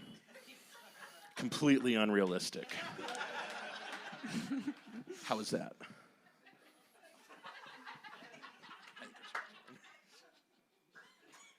Are you on your phone? You have 2 performers. Pipe down, Sear. 2 professionals. Lucia, you're up. All right. I don't have a paragraph, but I'll loan you one. the Joker is what happens when all the incels on Reddit collaborate on a screenplay. Chris Sear. Fine, this one's short. Ish. Todd Phillips, Zack Snyder, and Tim Burton walked into a comic book shop. That never happened. It's because they don't know shit about comic books, if you're like my age. Back to Lucia. All right. The Joker should have been called 4chan the movie. Yeah. Back to Chris Sear. A lot of people were worried that there'd be a mass shooting at a screening of The Joker. Luckily, the movie was so underwhelming, no spree killer wanted their name in the same Wikipedia article as that movie.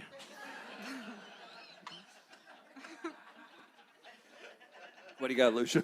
All right. The world needed the Joker like the world needed live-action Cats the musical.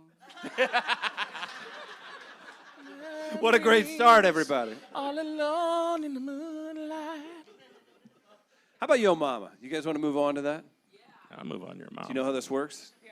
You got to roast your mother. Yes. Please, start us, Lucia. All right. My mom has an eating disorder, but all she ever lost was the house and the divorce.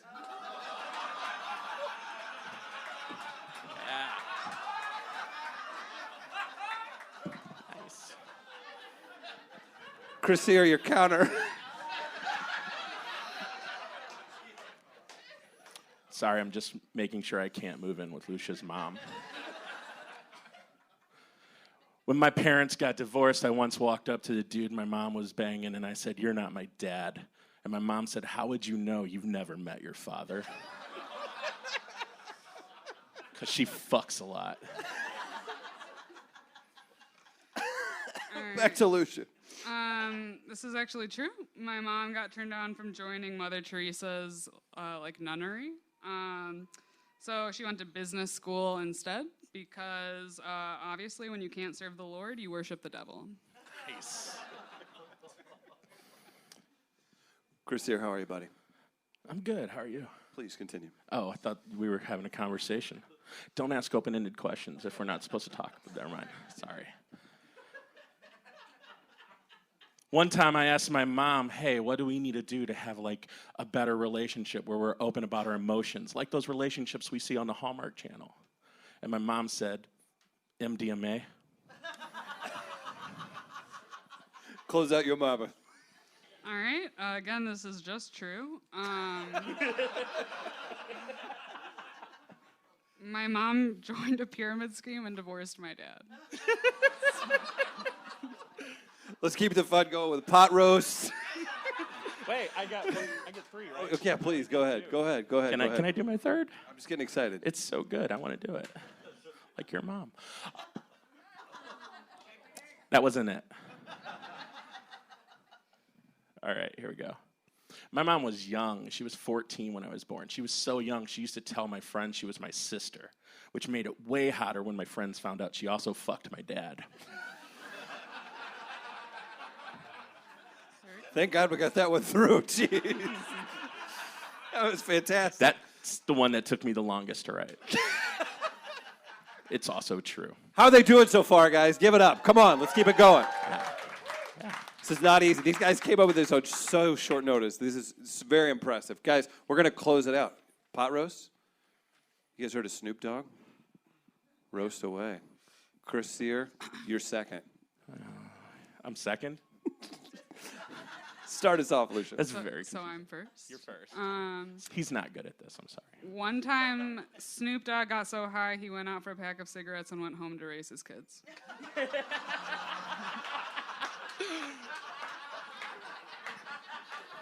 That's way better than anything I have. I'm just gonna let you know. We were actually backstage arguing over who gets to go home first. I want to go home.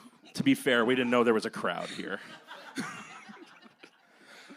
Snoop gets to like Katy Perry, Martha Stewart, and cooking shows, and white women don't accuse him of cultural appropriation. But I grew dreadlocks once in high school, and all of a sudden I'm all over Twitter.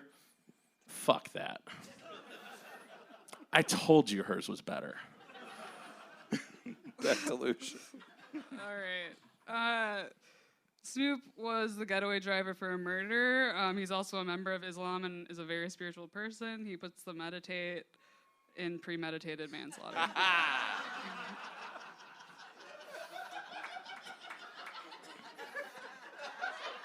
That's good. Very good. Wordplay. How do you feel about that, Sear? I just want to give you a warning. That was also better than what I have. My boyfriend wrote most of mine. Okay, just want to let you know.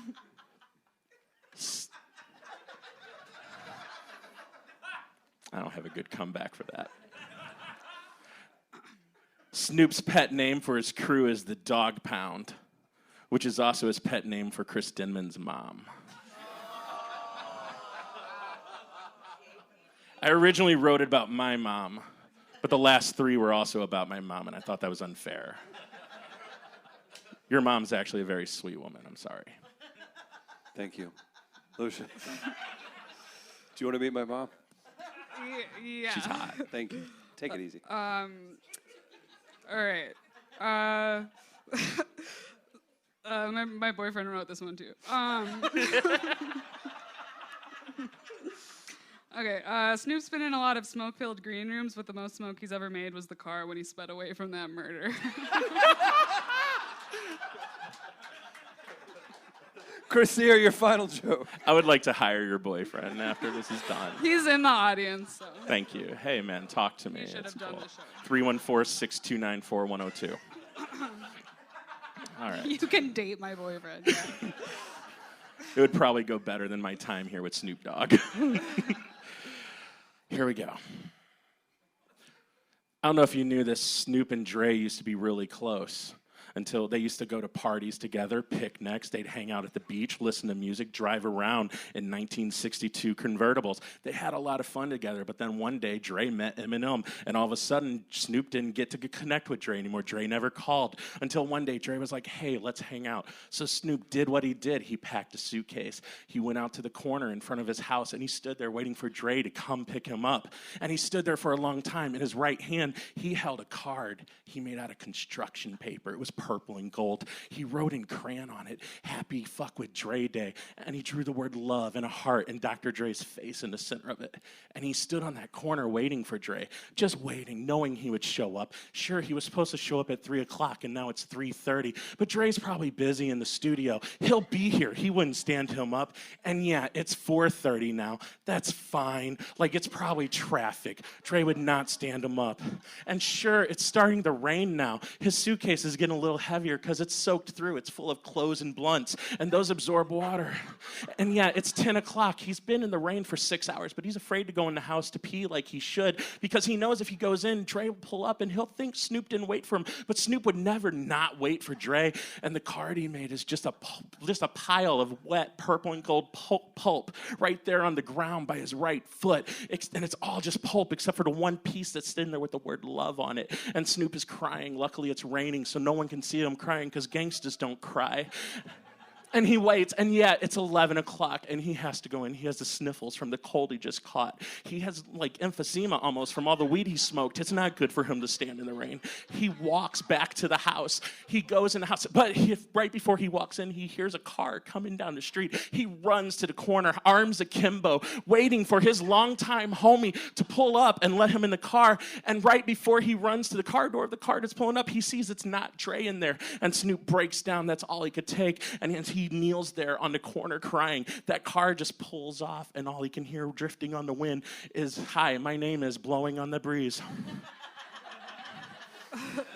That was worth it.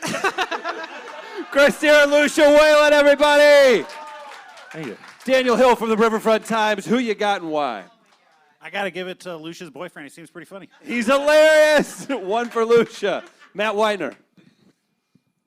Although you just broke down my whole relationship with my own father, I have to go with Lucia because I believe everything that you said, and I'm worried how much I do believe it. I want to talk to you after this just to make sure everything's okay. Just for fun, Scrub, who you got? I think the crowd has chosen Lucian's boyfriend, but I really liked where that story was headed. I don't think we got exactly to the end yet, so let's work on the Snoop thing. Lucia advances, everybody. Give it up for Christina, Lucia Whalen. She's so mad she's advancing, I can tell.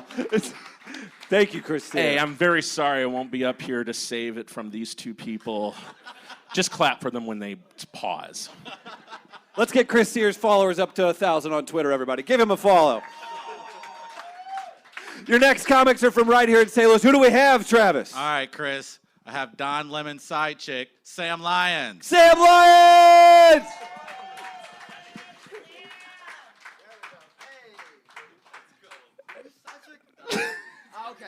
He'll be challenging Mr. Angela Smith, Charlie Winfrey! Charlie's pumped, everybody. Travis, we're going to keep it going with trends. Starting it off, I'm going to start with Sam. You got the judges. You got to impress the crowd. Sam, start us off. Area 51 is your topic. Area 51, like the Vegas Strip and the Hoover Dam before it, it's just further proof that if you put anything in Nevada, white people will take pictures in front of it. Chuck, how do you feel? Area 51 is so fat. Area 51 is so fat, they're thinking of adding Area 52 and 3. Sam, your counter. Goddamn. This summer, thousands of nerds on the internet made public plans to storm Area 51. On the internet, publicly, for everyone to see. Law enforcement, everyone. It's the biggest waste of white privilege since the Rodney King verdict. Back to Charlie. I didn't think Area 51 was going to be so racial. I thought it was like aliens and shit, but it's white guilt in there. Area 51 is such a silly thing, you know? Oh, they're keeping aliens in there. If there are aliens being held in there, they're fucking pussies because they got caught. You know what I mean? And like our president, I like an alien that doesn't get caught. Okay, that's it. I like an alien. Sam, last one. Guys, what else can I say about Area 51 that Charlie hasn't manically posted on Reddit after 3 mushroom caps?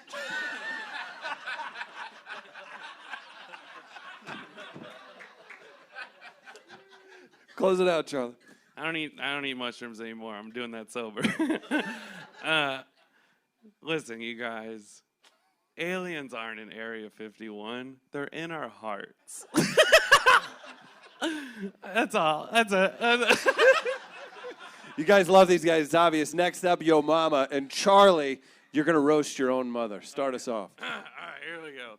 My mother is such an alcoholic, I was born with fetal alcohol syndrome.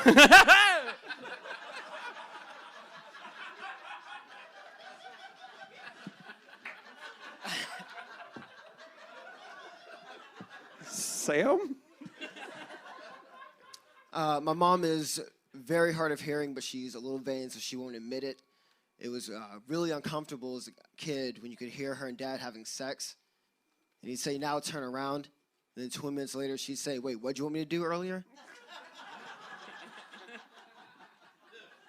Back to Chuck.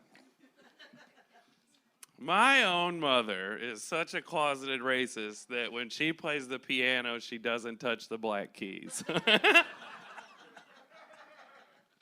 Sam. My mom says that I've done the least with my potential out of all three of her children, which is fucked up because my little brother's doing a life sentence in prison. Okay. Go ahead, Charlie. Truth and comedy. My mother is such an alcoholic. She drinks wine while we're having sex.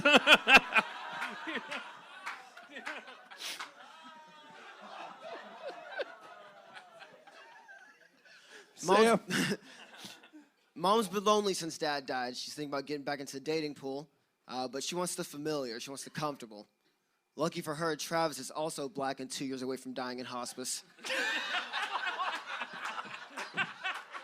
Burn for Travis Terrell. Don Lemon's who, bitch?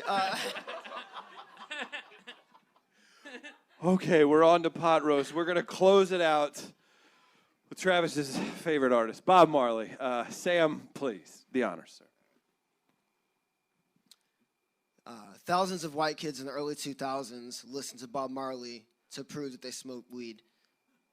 Then Goo Goo Dolls entered the scene, and they realized they could do the same thing, but their parents would think they were just studying. Exhibit A, Chris Denman. I'll take it. Charlie. I smoked a bunch of weed and had a Bob Marley t-shirt. That joke hurts. Bob Marley had 11 kids with 7 women by the time he died at the age of 36. Much like his music, you can't tell them apart either.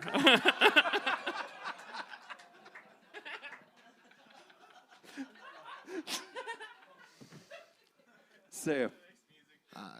Just like everything else, white people are monopolizing on pot culture now that it's legal. We've got artisanal dispensaries, CBD water. Next, I'll have Bob Marley depicted with Birkenstocks and a Richard Spencer haircut. Sounds like a good guy. Charlie. Bob Marley regularly fertilized his weed with his own waste. No wonder his music sounded like shit. That's made up, by the way.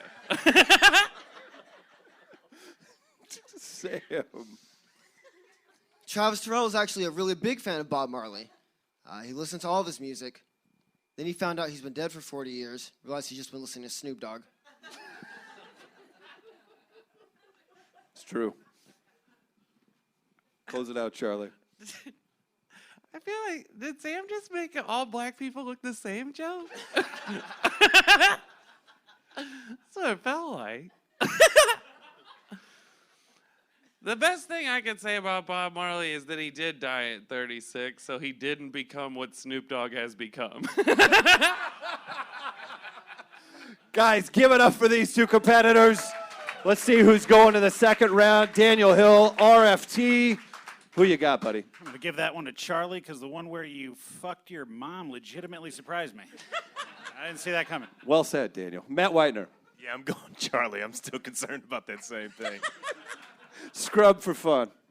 I couldn't decide between the two, but I think the crowd has got the Charlie having sex with his mom and. Guys, give it up for There you Sam go. Lyons. Very funny round. Charlie Winfrey advances. We're on to our final pairing for the first round, and we're going to move to the semifinals and finals. Your first comics from right here in St. Louis, Missouri. She's only been doing comedy a couple of years. Her name, Meredith Hopping. Travis, can you tell us about her? 6'6" guard from North Carolina, shooting guard, Meredith Hopping. Hey, give it up, everybody! She's going up with Nashville's own Brad Sativa!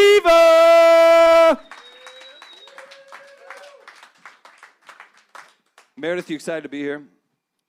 So excited. Well, okay, I gotta adjust this. I'm very excited. How about you, Brad? Yeah, as high as I can be. Okay, good. This is something up. Our first for trending this round, Jussie Smollett. Ladies first, Meredith, please kick it off. All right. I think we're all being a little too hard on Jussie Smollett. You know, he was just trying to provide job opportunities for black men. Because you have to be intentional with diversity, and that's the only reason Travis is on We Are Live. It's not because it's funny, it's because in this climate, Chris Denman really needs to have a black friend, and the only way he can get one is to pay them. Brad Sativa. Long-winded.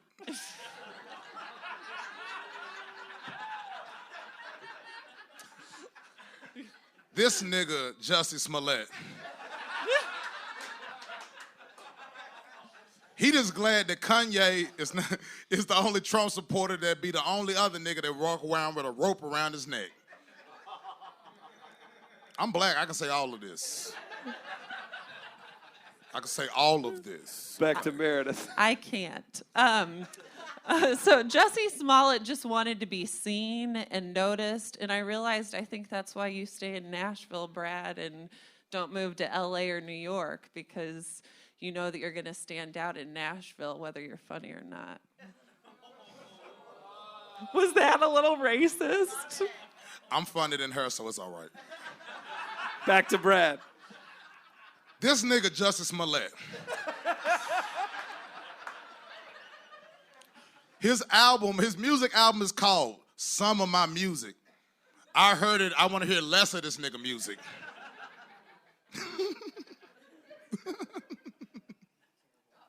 No, I'm short-winded. Meredith. Some people think it was a self-destructive cry for help and that Jussie Smollett was doing. And I just say to those people, let the first person who recently went through a divorce as a 35-year-old single mother of 3 and puked all over a 25-year-old comic's car while making out with them, and then they continued to make out with her after she puked. Let them throw the first stone. Back to Brad Sativa. This nigga, Jussie Smollett.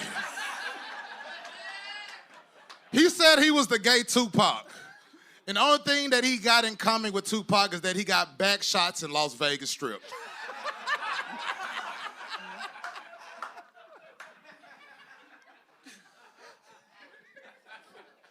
How do we feel about that so far, crowd? Is this going well?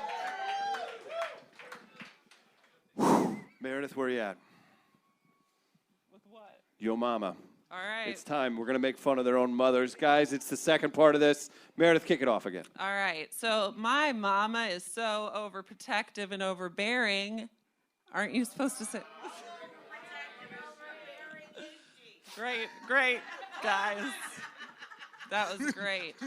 That I really worry that my baby brother will end up unable to do anything, and I don't feel like I have any control over it, and I don't know what I can do. And then I realized I can just show her Denman as an example of and a warning of what happens when a 35-year-old man is incapable of doing anything for himself.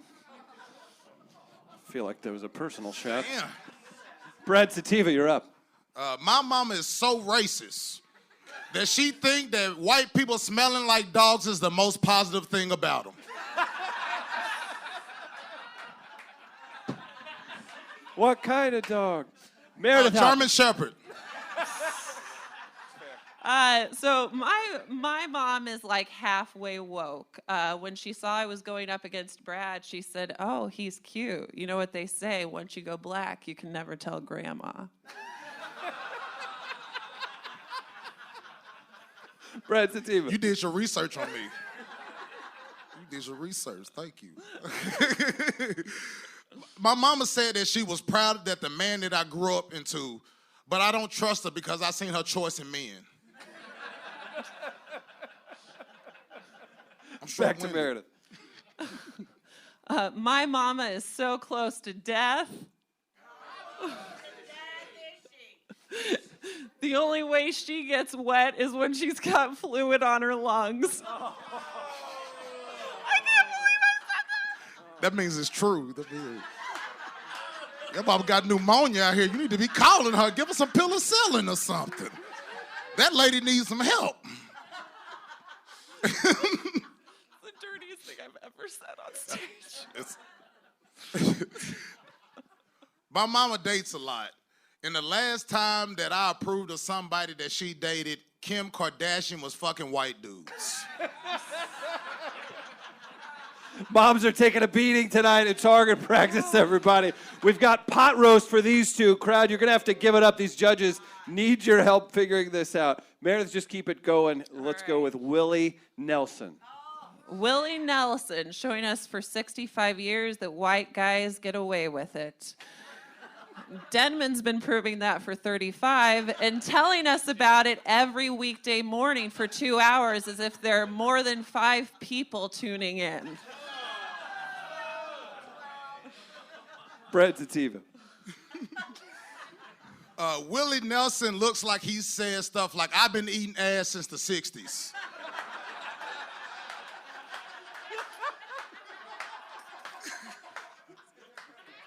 I don't want to go for the low-hanging fruit. I do know enough to know that your last name is a strain of pot. And Willie Nelson has a strain of marijuana named after him because he got so famous. You weren't supposed to do it yourself. Back to Brad Sativa. She thought I was mad for real. Willie Nelson is the only white man that look like that we know ain't racist.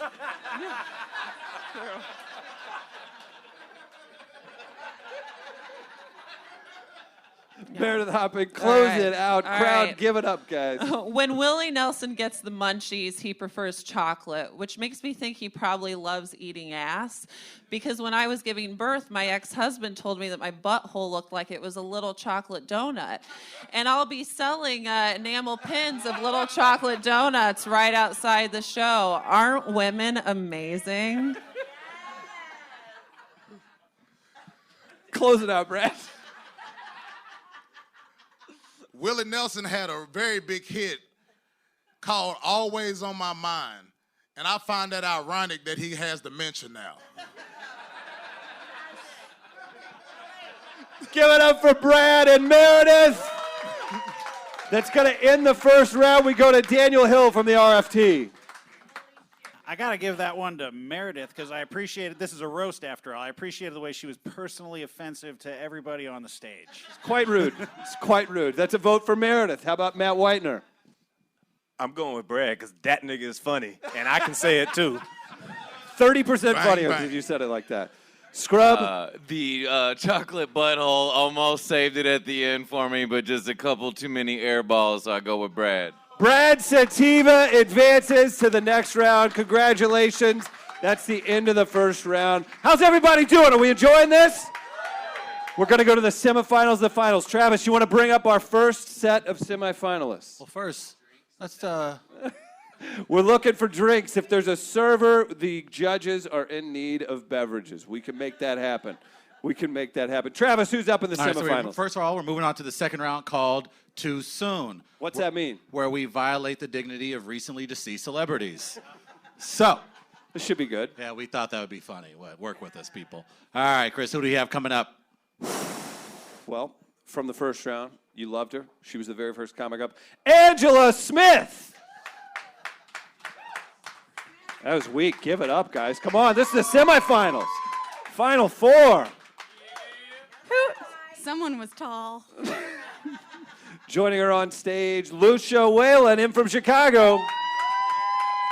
And her boyfriend's jokes. 2 women, can you believe it? Thank you. Too soon, the topic is Paul Walker. We're going to start. Oh, come on. You're at a roast at Flyover Comedy Festival. Travis, you're excited. Lucia, kick it off. We've got 3 jokes each, and the winner goes to the finals. Lucia. All right, Paul Walker died in a car crash. I watched the YouTube footage from the car crash, and it was better than all 4 Fast and the Furious movies. Angela, your thoughts? Yeah, I mean, I could stand up here and roast Paul Walker all night, but I'm never going to burn him better than that Porsche did. Lucia. All right, this is Chris Sear style. I'm going to read an essay. Okay. So this is actually from the Wikipedia page, exactly how he died. There were no alcohol or other drugs were found in his system. Neither mechanical failure nor road conditions appeared to play a role. Police found no evidence of drag racing. The investigation concluded that the car speed between 80 miles per hour and 90 miles per hour and the age of the tires were the primary reasons for the crash. Dude, you're in the Fast and the Furious. Like, what a bitch-ass way to die. Yeah, the tires. All right.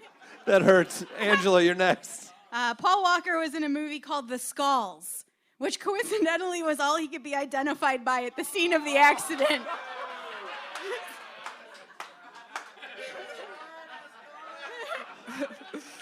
Last joke, Lucia. All right, I wrote this with my boyfriend backstage. Paul Walker died in a car crash. Still isn't the biggest disaster. He was part of it if you include his role in Fast and the Furious. It's sort of like my first one if you flip it on its head. Angela, close it out. Paul Walker was great in the 2001 thriller Joyride. His actual Joyride, not so good. Right? Guys, this is for the semifinals. The winner gets to go to the finals. Let's throw it to Daniel Hill. Let's decide this. Who we got, Angela Smith or Lucia Whale? Got to give this one to Angela, because if Paul Walker weren't already dead, he'd be dead now. Matt Widener. Yeah, I'm going with Angela, too. I didn't feel bad about him dying until just now. Scrub, your thoughts, sir? Angela, I think you had the jokes, but also you don't have the secret boyfriend in the back writing jokes, so I'm going with Angela. Thank you. Angela takes it. Congratulations, Lucia. Angela moves on to the finals. It brings us to our next set of competitors. Travis, you ready for this? Too soon? Yes. Let's get it going. Guys, you saw him last round. He's from St. Louis. His name is Charlie Winfrey, everybody.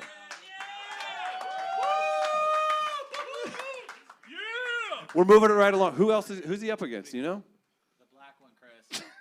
Thank you. I wanted to say it. Brad Sativa in the semifinals. Guys, too soon. There's a lot of popular movies out, all spurred by the work of the great Stan Lee. They're going to be roasting Stan Lee, the recently departed Charlie Winfrey.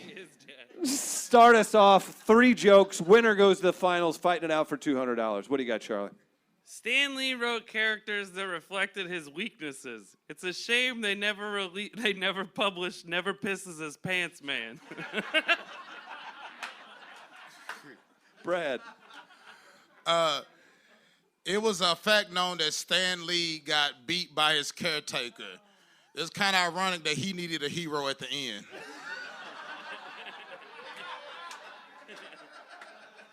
Be my hero, Charlie. What do you got? Stan Lee took credit for a lot of people's work and then lied about their involvement, which goes to show if you have enough charisma, you don't need any talent. Back to Brad. I just got a text message about Stan Lee from Steve Ditko. He said, "Fuck you, Stan Lee. You are uncreative hack." Charlie. Stan Lee wrote the X-Men about the civil rights movement, which to me always felt like an excuse for him to use the N-word.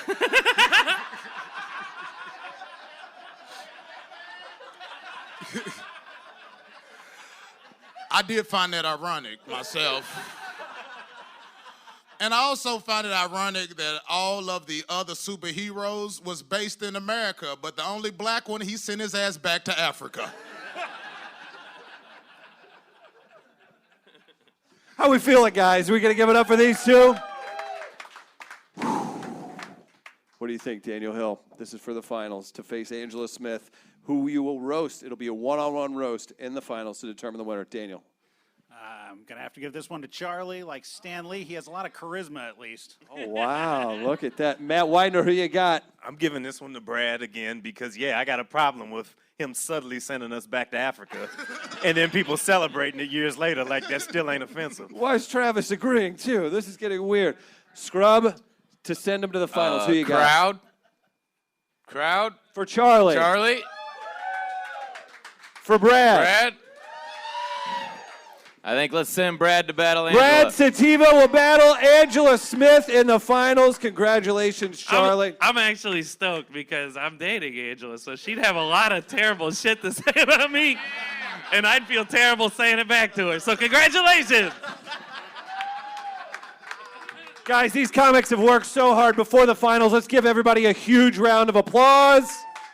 Give it up for Flyover, for Atomic Cowboy. Your finals, it's joke for joke, one-on-one. Get Angela Smith out here for the finals! She's wiping. Hang on. Here she comes. We have Brad Sativa and Angela Smith to close it out for target practice right here. Travis, you excited, sir? I can tell. This is going to be good. Guys, this is one-on-one. It's going to go joke to joke. Any questions from the competitors real quick? How many jokes? 3 jokes each. If the crowd demands it, maybe we can go more. 3 jokes each determines the winner. $200 to the winner. Brad, kick it off, sir. I just seen your fiance. You look like a camo weddings in your future. That is not my fiance. Thank God for him. Hey, he still lives with his mom, so she can drop us off at the show, but your mom's gonna have to pick us up. Okay. Back to Brad. That's my retort. You look like your pussy don't get wet, it get greasy.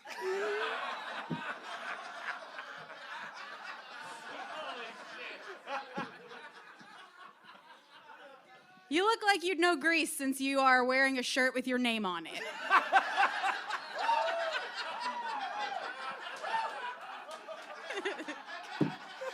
You look like your wedding ring would be the first ring that you didn't dip in ranch.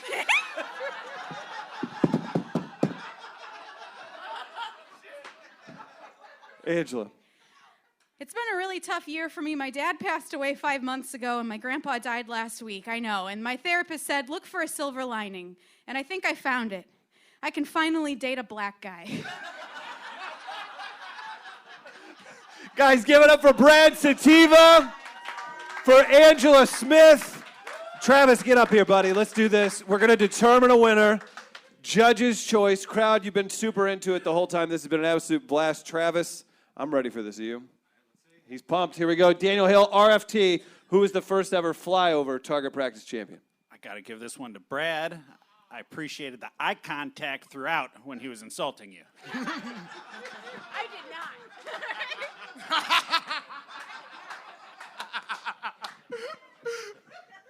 Matt Whitener. I got to give it to Angela because it's the first time I've ever seen a brother look at a white girl like that and they didn't take him right out of here. So I'm everybody kind of wins, but I'm giving this to Angela. We've got it split. Boy, here we are. I gotta say, the wedding ring, the first ring you haven't dipped in ranch, might be my favorite joke of the whole night. But of all the rounds, I gotta go with Angela. Angela Smith is your champion. Target practice winner, Brad Sativa. Great work, sir. Angela Smith. No, raise it up for everybody. Guys, one more time for yourselves. We owe somebody some beer. We got another show in here. Stick around. We've got History Mystery. It's going to be a great festival the whole time. Travis, any final words, sir? God bless you and good night. That's right. Check us out. We are live. We've got some great guests each and every day. 5. One more time for the guests, or for the guest judges, for yourselves, all the comics. Stick around. Flyover is going to be great. Thank you guys so much. It's been Target Practice Live.